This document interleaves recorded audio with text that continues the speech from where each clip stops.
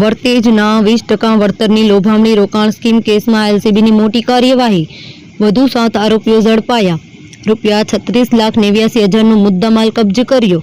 ભાવનગરના વર્તેજ પોલીસ સ્ટેશનમાં નોંધાયેલા ગુનામાં લોકલ ક્રાઇમ બ્રાન્ચ દ્વારા વધુ 7 આરોપીઓની ધરપકડ કરવામાં આવી છે।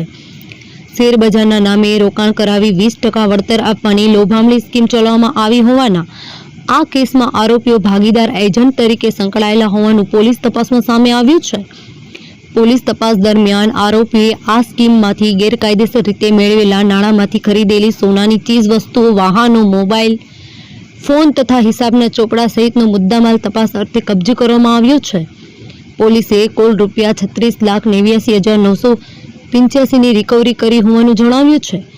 આ કાર્યવાહી વર્તેજ પોલીસ સ્ટેશનના ગુના નંબર 492/2026 અંતર્ગત ભારતીય ન્યાય સંહિતા 2023ની કલમ 316(5), 316(2), 3(5), 61(2) તેમજ જીપીઆઈડી એક્ટની કલમ 3 મુજબ કરવામાં આવી રહી છે।